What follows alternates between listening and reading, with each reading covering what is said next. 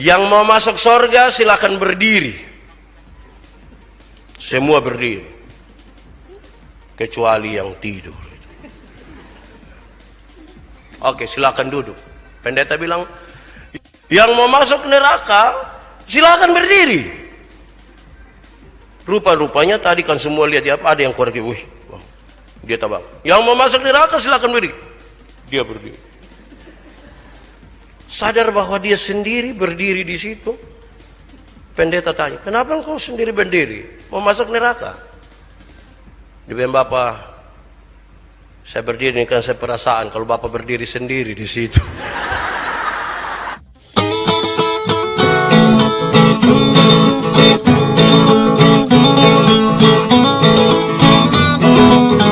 Sekarang mari kita renungkan beberapa hal ini. Mengapa harus berdoa bagi orang lain? Kenapa harus berdoa bagi orang lain? Supaya kita memperoleh hidup yang tentram. Begitu toh tadi menurut yang saya katakan. Yang aman. Disinilah kita memberikan seluruh pikiran kita, perasaan kita kepada Tuhan. Ini menjadi kalimat kunci saya untuk beberapa waktu terakhir. Doa itu membiarkan seluruh pikiran dan perasaan kita Tuhan kuasai. Kenapa? Karena kalau pikiran ini kita biarkan, dia menjadi liar sekali. Kayak ular minyak. Perasaan juga ini kalau kita biarkan itu, ini perasaan pemau ini aneh-aneh. Jadi harus minta Tuhan untuk kuasai pikiran dan perasaan. Saudara, ada satu waktu awal bulan Januari yang lalu, ada satu sekolah, saya tidak usah sebut itu nama sekolah ya. Dia merayakan Natal. Ada seorang ibu telepon saya, Pak Pendeta, bisa kau pimpin acara Natal kami di sekolah? Ibu itu tanggal berapa, jam berapa? Dia sebut tanggal, tapi saya ingat waktu persis itu, jam 8 pagi. Saya bilang, Ibu, tidak bisa. Kenapa? Karena jam yang sama, hari yang sama itu saya pimpin satu Natal di SMP Angkasa di Penfui. Ibu yang Pak Pendeta, tahun lalu Bapak yang khotbah, jadi kami sepakatin tahun Bapak khotbah. Saya bilang, Ibu tunggu sedikit kalau saya coba telepon itu orang dong. Tapi tidak mungkin saya batal toh, hanya karena Ibu terus saya batal ini. Kegeng-geng. Jadi sudah, saya telepon, Pak Guru, ini baru ada yang kasih tahu saya untuk pimpin tanggal 8, itu jam 8 pagi. Bapak dong bisa geser sedikit, jam 10 pagi kok. Oh Bapak, tidak apa-apa Bapak. Boleh, nanti anak-anak menunggu, tidak apa-apa. Oke baik, saya telepon, Ibu, bisa. Tapi ingat Ibu jam 8 pagi. Oh iya Pak, aman Pak, tepat waktu. Liturgi ke mana Ibu? Pokoknya pasah, hanya kami guru-guru menyanyi, situ sudah. Jadi, saya bayangkan ini pendek-pendek, sama. Kami masih komunikasi sampai H-2. Ibu bilang, Pak Pendeta, saya antar ini surat kok. Jangan Ibu, cari saya susah. Jadi Ibu foto ke WA saya. Jangan, kami mau antar. Jangan Ibu, cari saya susah. Saya ini kayak apa kok, hilang-hilang. Cari saya susah. Ibu foto saja WA. Ternyata Ibu tidak foto juga, saya tidak apa-apa. Pas hari 7.15 saya keluar dari rumah menuju ke itu tempat. Sampai di sana saudara tidak ada orang. Saya mulai rasa ke karmana kok. Saudara bisa rasa saya pun rasa itu. Beberapa menit kemudian datang satu bapak, dia tanya, Pak, minta maaf, Pak cari siapa? Kemojengkel lah. Terus saya bilang begini, Bapak, ini sekolah ini ada Natal kok, karena saya mau datang pimpin di sini. Oh Pak, betul, kita Natal Pak. Tapi ini acara Natal tuh di Gereja Anugerah Eltari, bukan di sini. Bayangkan kami dua omong jam tidak kasih tahu tempat. Dia kira saya ini penuh karunia, jadi bisa tahu itu tempat di mana. Saya cepat-cepat balik oto lari ke Gereja Anugerah. Sampai di sana 8:10. Sampai di gereja itu masih juga saya sendiri. Mungkin saya bersama-sama dengan Yesus saja. Dalam kesendirian itu tiba-tiba datang Pak Kepala Sekolah. Shalom Pak Pendeta, shalom. Kami kenal, kami dua bercerita. Terus dia bilang, Pak Pendeta, kenapa Pak Pendeta datang tempo-tempo? Ke mana kau? Terus saya bilang, Bapak, ibu yang hubungi saya itu kami sepakat tata sampai terakhir sepakat jam 8 pagi Pak. Aduh Pak Pendeta, itu ibu tidak kasih tahu Pak kok. Saya kasih tahu apa? Kami pun kesepakatan itu anak-anak datang jam 8 dan Pak Pendeta serta undangan lain jam 9. Hebat toh. Kurang 5 menit jam 9 atau kurang 10 menit jam 9 itu ibu datang. Kan dia dari belakang saya tidak tahu. Saya duduk lihat. Begitu tuh tidak mungkin baca Alkitab. Ya saya duduk lihat HP begini, tiba-tiba ini ibu sampai. Pas sampai dia bilang begini, pasti Bapak Maraveta.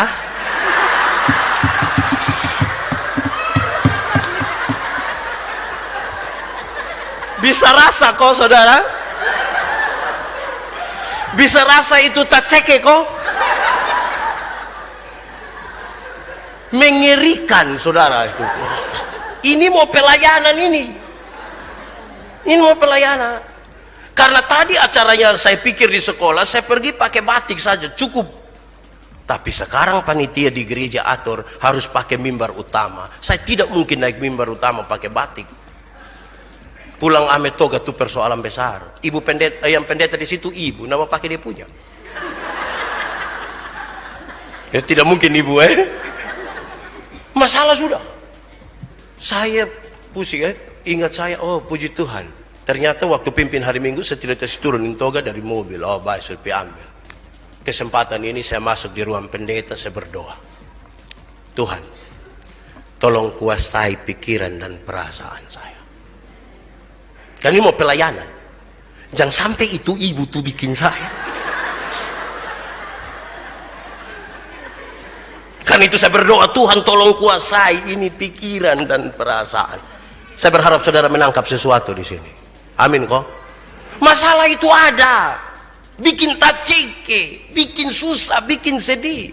Tapi ketika saudara menjadi satu bagian dari gereja yang berdoa, hari ini saudara harus berdoa, Tuhan tolong kuasai pikiran dan perasaan saya. Amin. Ada hal yang buat kita tidak aman. Saya pimpin habis itu kebaktian, pas habis saya turun itu buka pakaian langsung Leoto. Saya tahu itu ibu telepon saya berapa. Saya tidak ambil.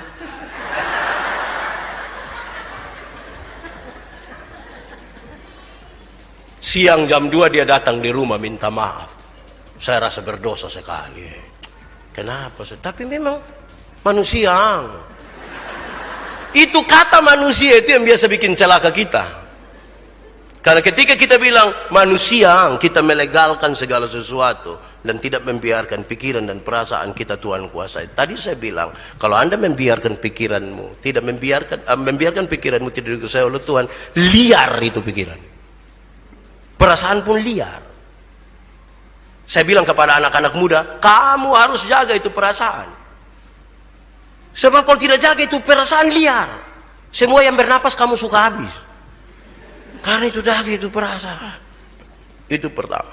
Kedua saudara, kita harus berdoa bagi semua orang. Karena itu kerinduan Tuhan sebenarnya.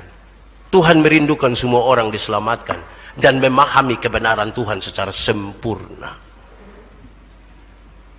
Saudara tahu, di sini kita belajar bahwa doa itu mengajarkan kita dalam persekutuan gereja supaya kita tidak egois. Supaya kita tidak egois. Ingat-ingat orang lain. Dan itu begitu penting. Tidak boleh egois. Satu pagi saya dan ibu bawa anak-anak mau antar Jonathan ke Air Nona. Terus Dona dan Gian sudahlah siap di Air Nona saja. Baru pulang datang masuk sekolah. Ini anak dong bermain, berlari, segala macam. Yesus 6:30 lebih baru sih. Paksa-paksa dong, siap habis. Kami rasa pasti terlambat. Terus, oke, mau jalan, berdoa.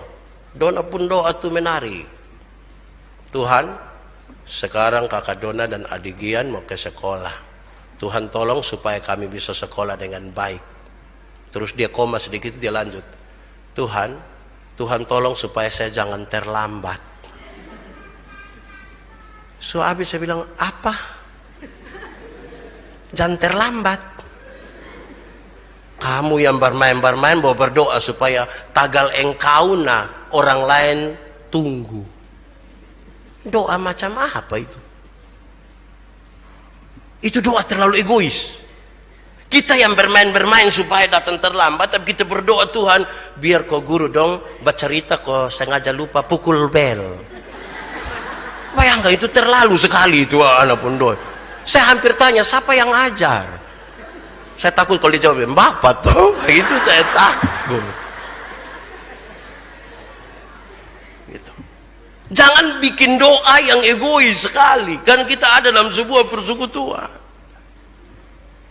Ada konsekuensi yang harus kita terima sebagai bagian dari sejumlah keputusan yang kita ambil masa lalu. Hari ini kita terima di akibat. Toh bukan menghindar, bukan hapus seperti tidak, kita terima. Saudara, saya suka pakai contoh ini, saudara tahu, tapi saya mau pakai contoh ini untuk menegaskan lagi. Ada orang tukang minum sopi, merokok, ngeri, tiba-tiba dia pergi kau periksa di Prodia, ternyata dia punya hati sebelah rusak, separuh hati telah pergi. Terus dia berdoa, Tuhan minta ampun, Tuhan saya minta ampun. Tuhan kasih ampun kau tidak? Tuhan kasih ampun. Tapi waktu Tuhan kasih ampun, itu separuh hati yang telah pergi itu datang kembali. Dia pipi terus. Jadi ada konsekuensi yang harus kita terima. Karena itu saya mulai poin tadi dengan jaga pikiran, jaga hati, supaya jangan ada konsekuensi yang akan kita terima. Tapi kalau sudah ada konsekuensi, berdoalah supaya kita kuat di situ. Berdoalah supaya kita kuat di situ. Dan orang-orang yang berdoa itu yang akan menikmati kekuatan di tengah-tengah konsekuensi hidup yang dialami sebagai bagian dari pengambilan keputusan di masa lalu. Atau perkara-perkara hari ini yang dialami.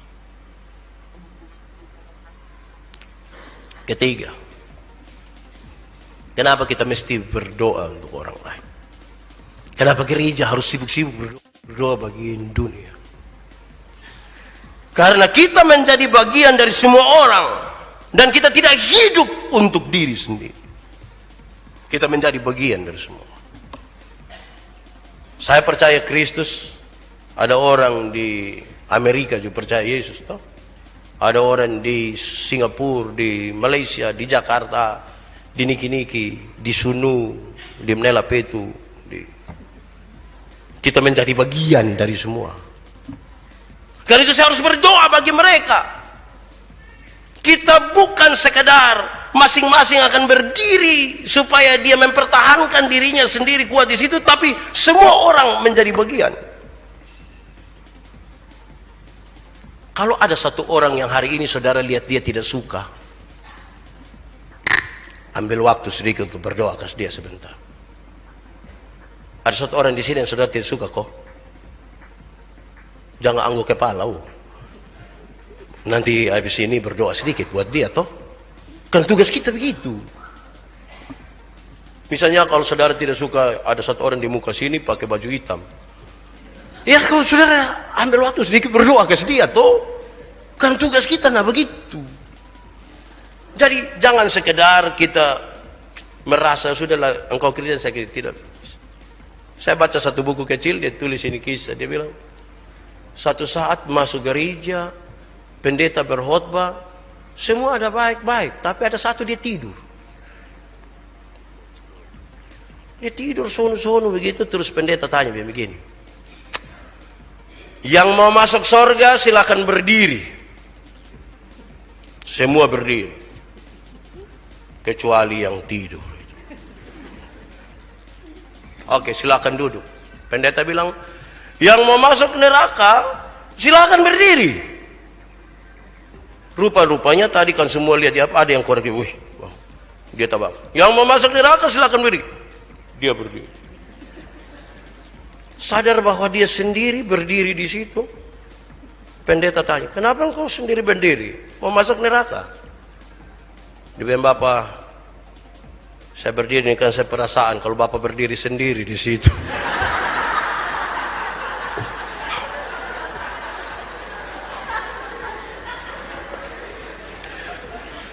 Ke karmana koang.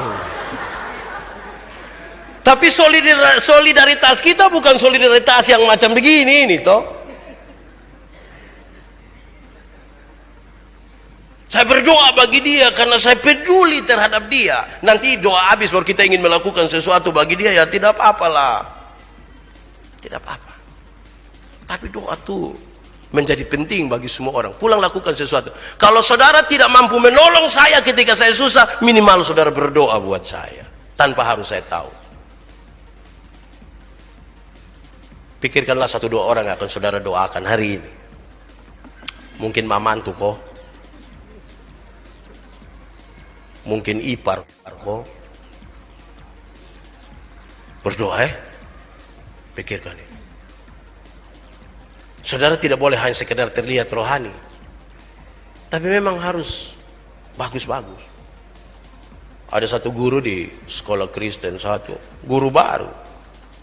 Dia masuk sekolah begini, di ruang perlengkapan kalau mau buka ini lemari. Ternyata kombinasi nomornya suka setahu dia tadi mah dia lupa. Ya dia pulang datang, dia kasih tahu pendeta yang kelas itu sekolah. Pak pendeta, saya sudah lupa ini nomor kombinasi lemari, jadi tidak bisa buka ini. Oh, lebah, mari kedua pi. Sampai sana Pak pendeta tekan 2 kali, sudah 2 nomor, terus Pak pendeta agak ragu sedikit. Terus Pak pendeta angkat muka ke atas sambil mengucapkan 1-2 kalimat. Terus dia tenda saya begini, terbuka. Ini guru baru pun kagum. Woi Bapak, saya kagum sekali dengan Bapak. Bapak ini ketika tidak ada masalah, Bapak tinggal menengadah ke atas langsung. Pak pendeta lu jam begitu juga. Ini nomornya ada tulis di situ. Jadi saya angkat muka tuh saya lihat. Kadang-kadang kita menipu orang dan kita pun tampilan yang sepertinya rohani sebenarnya. Padahal jam begitu tulus-tulus Memang salahnya pendeta dia kasih tahu memang. So habis baru dia bilang. Tapi jangan jadi orang yang tampilannya rohani, isinya roh halus. Saya kira itu tidak sehat itu. Materi, no alemán, sí, a mi tu hermano.